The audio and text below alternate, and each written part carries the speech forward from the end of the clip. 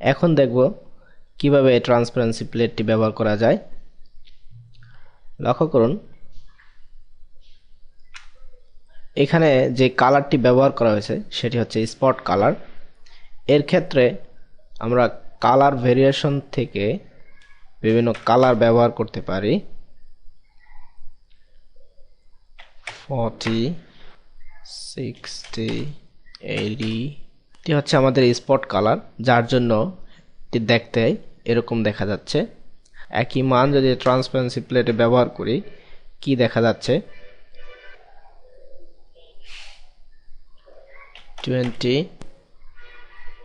40, 60, 80 দুটা অবজেক্টের ভিতরে এর ট্রান্সপারেন্ট অর্থাৎ এর পেছনে যেই অবজেক্টটি লক্ষ্য করা যাচ্ছে তা ভিজিবল হচ্ছে। অর্থাৎ যদি এর মান 0 হয় সেক্ষেত্রে ফুললি সেই অবজেক্টটি দেখা যাবে। 100% এ ট্রান্সপারেন্ট নেই। দেখুন ভিউ থেকে শো ট্রান্সপারেন্ট গ্রিড, এখানে যে ট্রান্সপারেন্ট গ্রিডটি দেখা যাচ্ছে তার পরিবর্তন ইচ্ছা করলে আমরা এখান থেকে করতে পারি।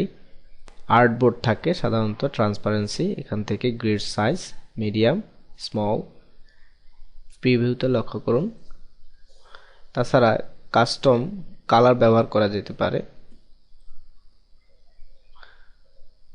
আমাদের এই কাজটি কালার স্যাচুরেশন এর মাধ্যমে করতে পারতাম,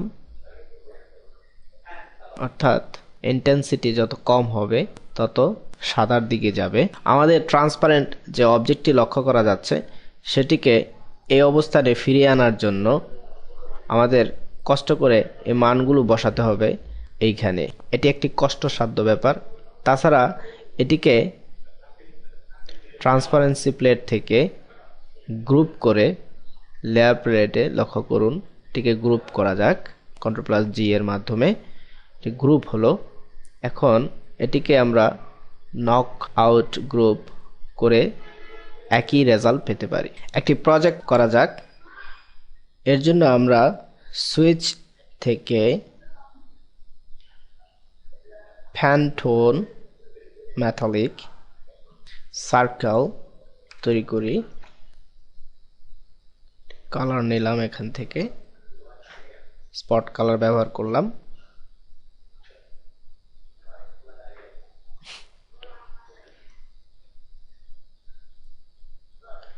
রেডিয়াল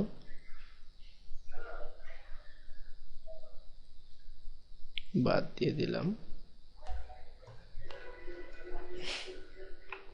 কপি করলাম, Alt+, Shift+, ড্র্যাগ। এটিকে আমরা কপি করার পর গ্রে স্কেলের মাধ্যমে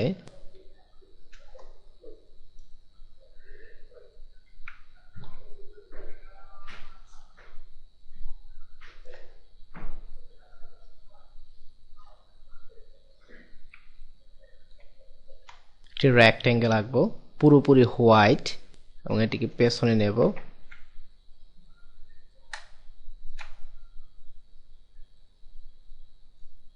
দুটিকে একসাথে সিলেক্ট করে transparency, make opacity mask, invert mask এটিকে উঠিয়ে দিলাম।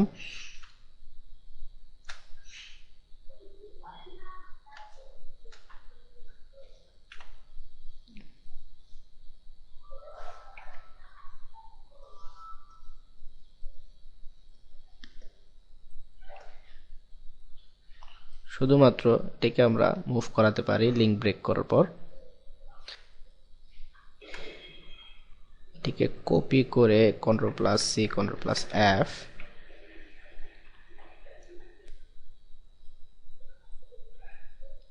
উল্টা করে নিলাম। এটিকে স্টাইলাস, ফেদার, ওকে। মাস্কটিকে সিলেক্ট করার পর এটাকে লিঙ্ক ব্রেক করে মাস্ক ক্লিক করলে শুধু এটা সিলেক্ট হবে। লক্ষ্য করুন এখানে লেয়ার প্লেটে আমাদের শুধুমাত্র মাস্কটি দেখা যাচ্ছে, এছাড়া অন্যান্য কোনো অবজেক্টগুলোকে আমরা সিলেক্ট করতে সক্ষম হব না যদি না আমরা এই মাস্কটিকে লিঙ্ক করি। যে কোনো অবজেক্টকে সিলেক্ট করতে পারবে। মাস্ক সম্পর্কে একটু পরিষ্কার ধারণা নেওয়া যাক। এখানে আমাদের যেই গ্রেডিয়েন্টটি রয়েছে যে হচ্ছে গ্রে স্কেল, উপরের দিকে সাদাটে এবং নিচের দিকে কালো। মনে রাখতে হবে যত সাদা হবে এর ভিজিবিলিটি তত কমতে থাকবে এবং যত কালো হবে এর ভিজিবিলিটি তত বাড়তে থাকবে। তো পরীক্ষা করা যাক, সিম্বল থেকে এটিকে এক্সপ্যান্ড করা যাক। এক্সপ্যান্ড,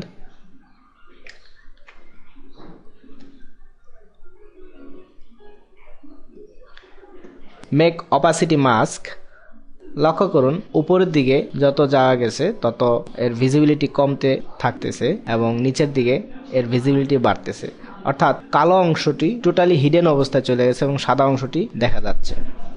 এই ক্ষেত্রে ইনভার্ট করে দেখি, এখানে যে কালারটি না আসার কারণ সেটি হচ্ছে আমরা যে অবজেক্টটিকে এক্সপ্যান্ড করেছিলাম সে অবজেক্টটি গ্রে স্কেল অবজেক্টটির উপরে চলে আসছে। সেই ক্ষেত্রে আমরা এটিকে পেছনে নিয়ে যাই এবং এটিকে আবার মেক অপাসিটি মাস্ক হিসেবে তৈরি করি। এবার দেখুন এটি কালার হয়ে গেছে।